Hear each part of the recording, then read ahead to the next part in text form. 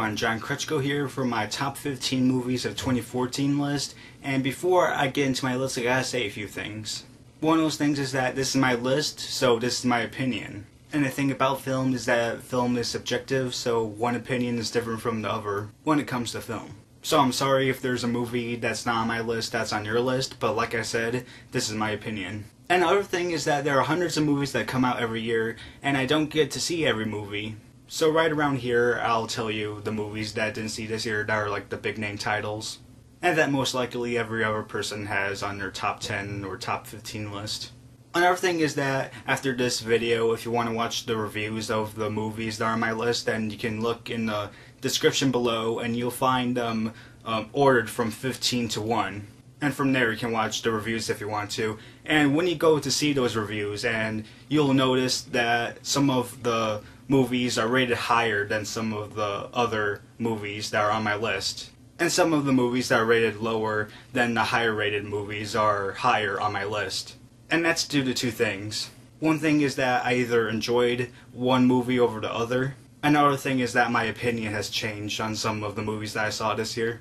And the final thing I have to say before I get into my list are my honorable mentions.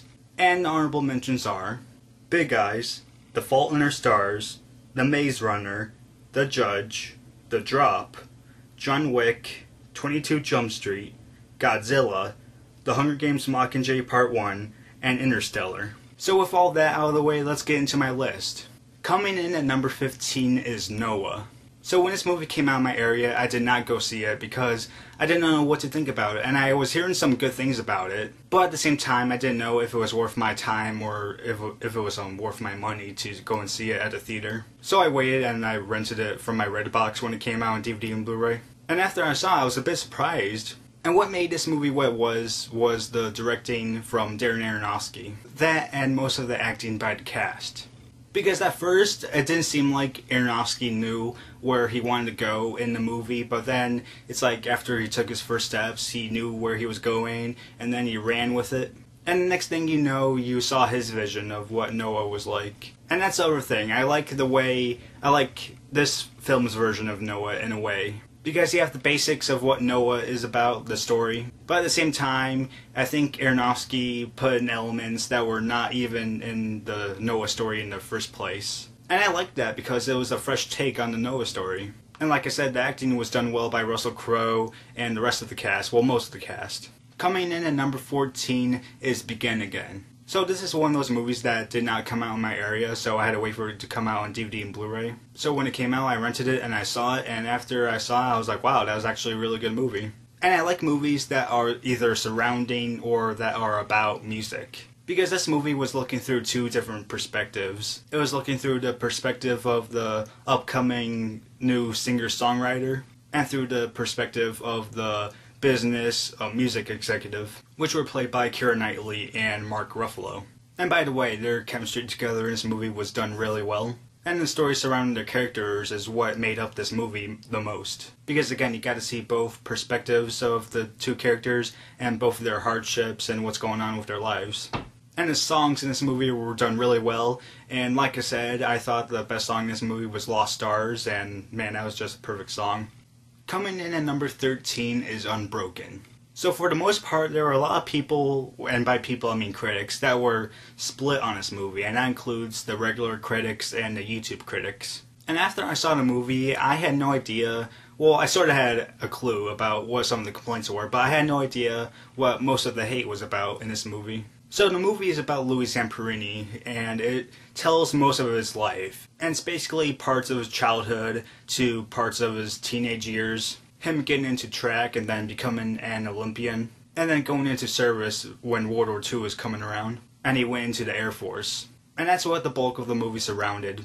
Because you see Louis Zamperini going into the Pacific on missions, and then you see his plane crash. Then you see when he was out at sea for 2 months. And then he gets captured by the Japanese Navy and goes to the Japanese islands in a prisoner of war camp, where he's hounded upon by the Japanese captor, who is played by Maeve, who also did a good job. And the person that played Louis Zamperini was Jack O'Connell, and he did a almost terrific job. And this is Angelina Jolie's second movie that she has directed.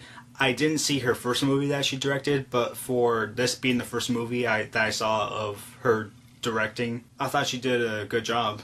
Coming in at number 12 is Chef. So Chef was directed by, written by, and starred Jon Favreau. And it's basically about Jon Favreau's character, who's a really good cook. And it's about him trying to balance his family life from his restaurant life. And I sort of like movies that have to do with cooks or cooking or with the restaurant business because you don't see a lot of them that often. And there's very few of them. But I thought the way that Jon Favreau directed this movie was terrific. I thought the way he wrote the story was almost terrific and it was original. For the most part, the acting was good, and I liked the father-son aspect of the movie. And I liked the cooking side of the movie too, because the scenes about food and about the restaurant business and stuff like that were written well. And Jon Favreau did a fantastic job directing the cooking scenes, because every time someone was making food in this movie, I just wanted to eat it up off the screen. Coming in at number 11 is Big Hero 6. Coming off the success of Frozen was Big Hero 6. And not only that, but Big Hero 6 is a Marvel property, so at first I was like, okay.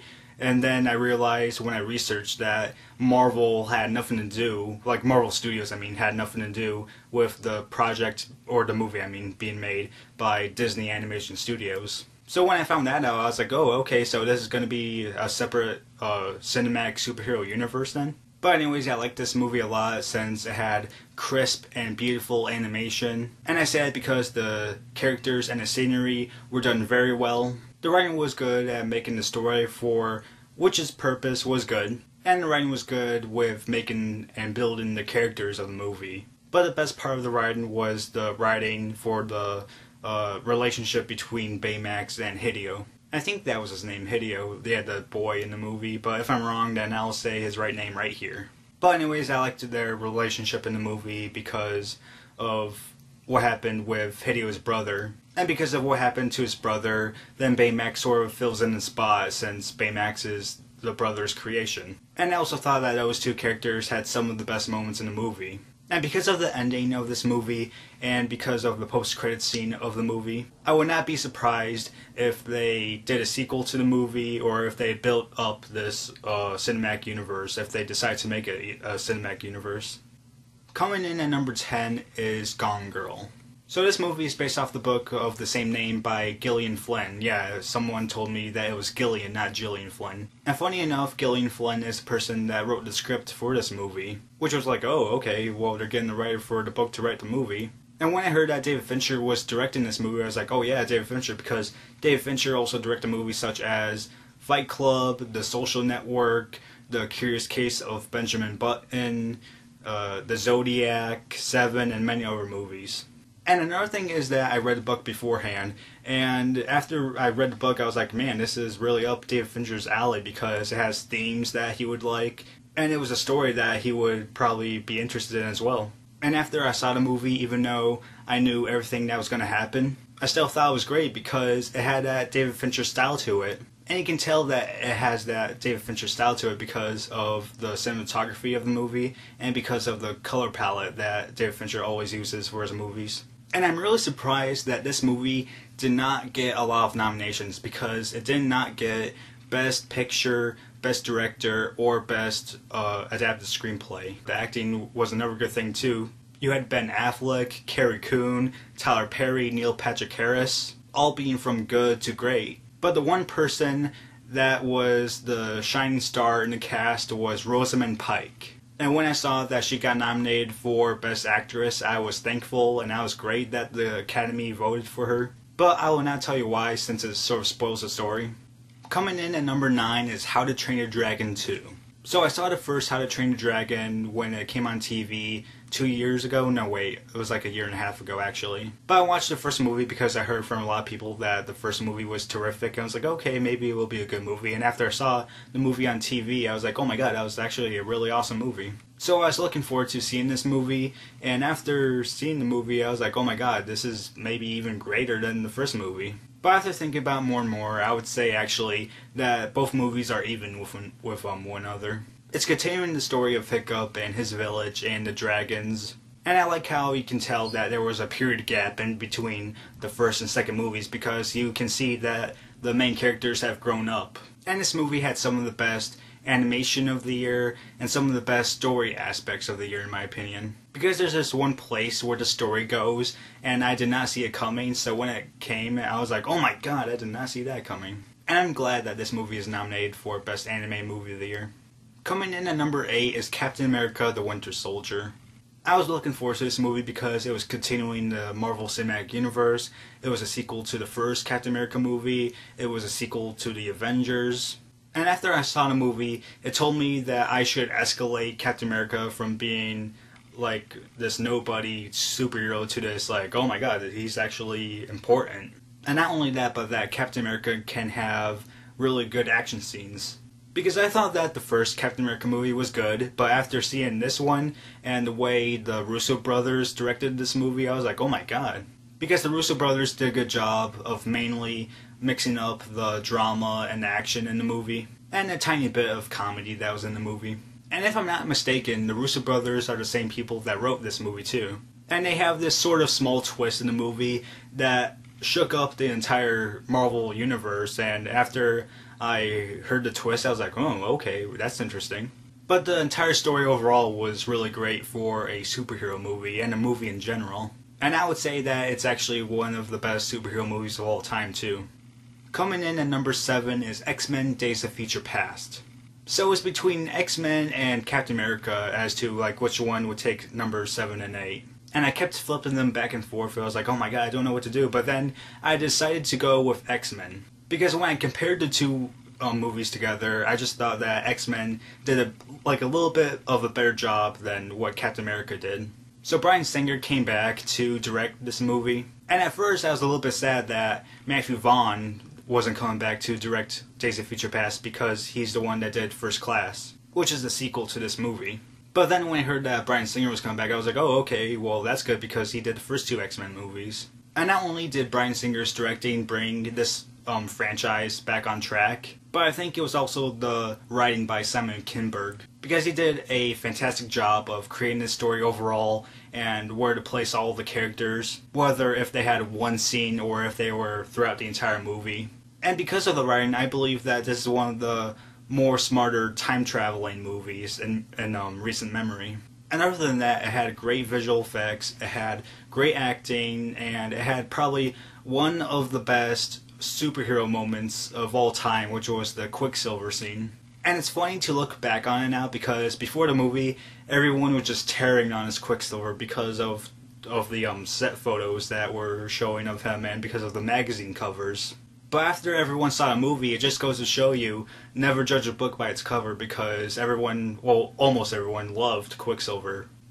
Coming in at number 6 is the Lego Movie. At first, I was not planning on seeing this movie at the slightest, because I believe it was back in 2013 when I heard the news that they were going to make a Lego movie. I was like, oh my god, are you serious? They're making a Lego movie? Because there were two words that were coming in my mind when I heard that they were making this movie: cash grab.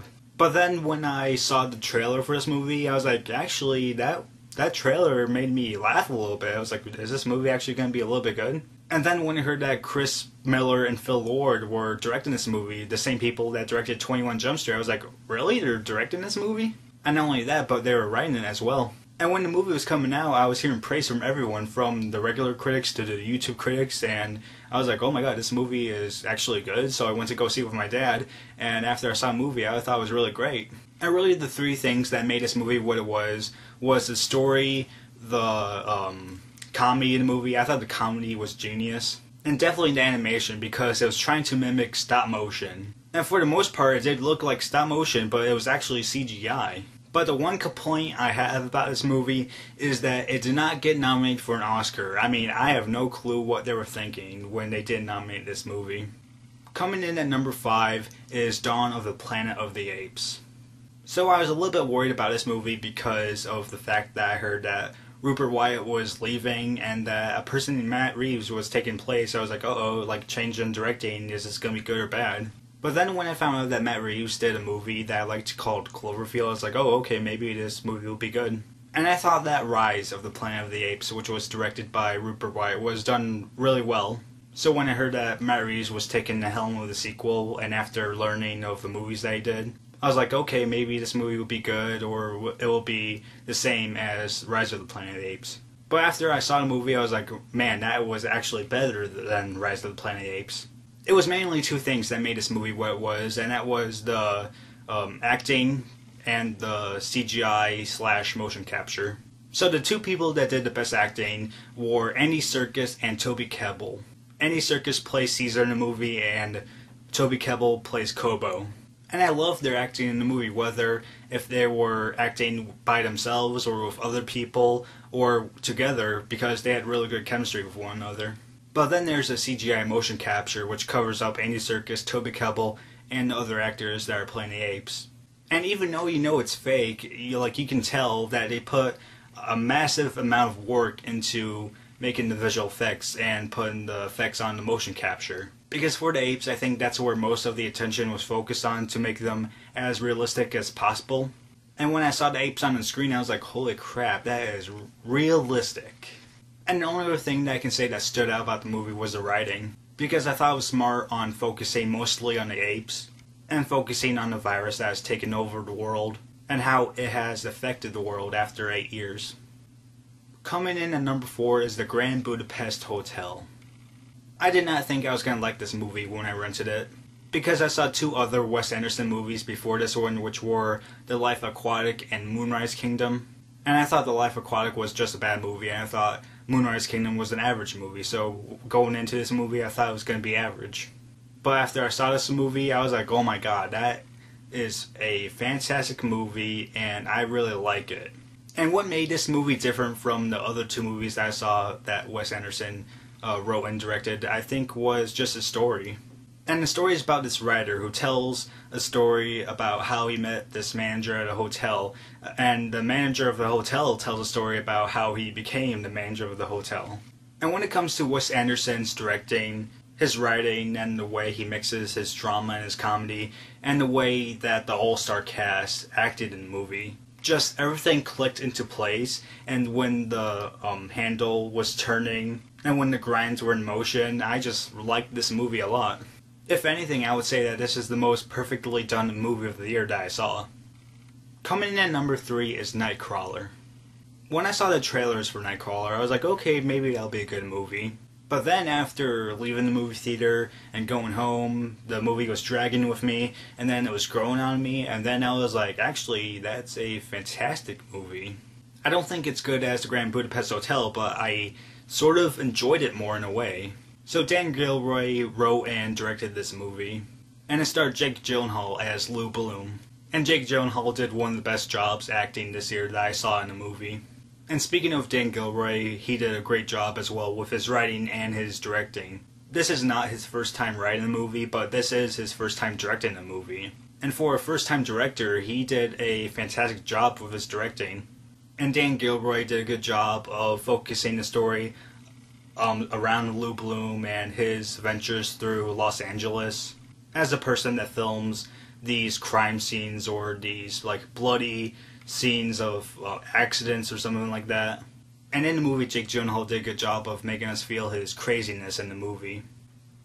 Coming in at number 2 is Guardians of the Galaxy. I was excited to see Guardians of the Galaxy, and once I saw it, I was like, holy crap, that was a really fun experience. I find it really clever that Marvel takes these group of superheroes that no one has really ever heard of except for comic book people, and has now turned them into a mainstream comic book sort of thing. And it just shows that Marvel can take any of their B-level or C-level superheroes or supergroups and turn them into a mainstream product. But anyways, the movie. So yeah, it was directed by James Gunn, and I haven't seen any of his movies in the past. And James Gunn was one of the people, I believe, that wrote the movie too.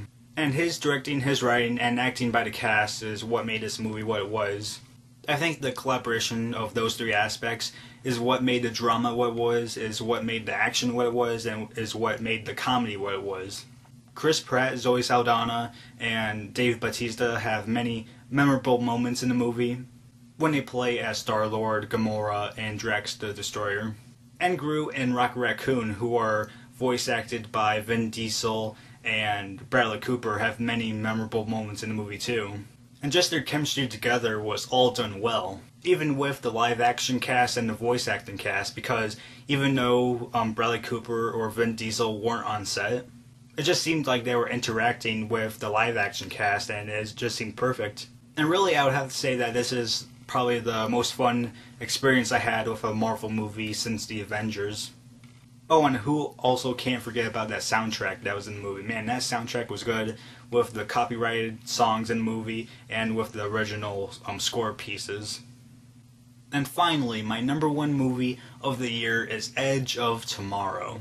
So I remember when I was making my top 15 most anticipated movies of the year, when I was talking in that video, I was saying like how everyone was making fun of this movie, but I just see something in the movie where it's like, man, this may be an awesome movie. And once I entered the theater where the movie was showing, and once I left that theater, I was like, oh my god, that was terrific. I enjoyed this movie more than any other movie of this year that I saw. Basically because of every aspect of this movie come together, collaborating with one another just to make a perfect movie. And whether you call this movie All You Need Is Kill, Edge of Tomorrow, or Live, Die, Repeat, and even if you don't like this movie, I think you can't deny of the action in this movie. Because the action scenes in this movie were done well. And I think that's mostly due to the director of this movie, who is Doug Liman, and he directed movies such as The Bourne Identity and Mr. and Mrs. Smith. And not only did Doug Liman direct the action scenes well, he also directed the small comedic moments well, and the drama in the movie too. But not only was this movie enjoyable, but I thought it was smart. And I think the reason that I found it to be smart was with its writing, and I forgot who wrote this movie, but whoever wrote this movie, I applaud you, because I just thought you did a good job of mixing the drama, action, comedy all together in a boiling pot to make a awesome movie, or should I say an awesome movie. But anyways, I say that the movie is smart because it did not misplace anything. Well, at least I thought it did not misplace anything throughout the movie. It was like, okay, we need to have some action here, a little bit of comedy here, then a little bit of drama, then a hint of comedy again, and then a little bit of action here, then drama, then action, and it was just perfect. And the pacing of the movie is what made those moments perfect, because the pacing and the editing, because when it was transitioning between those three things, between action, drama, and comedy, it just felt perfect. So Tom Cruise and Emily Blunt are the two main characters of the movie, and for what they did a great job as well.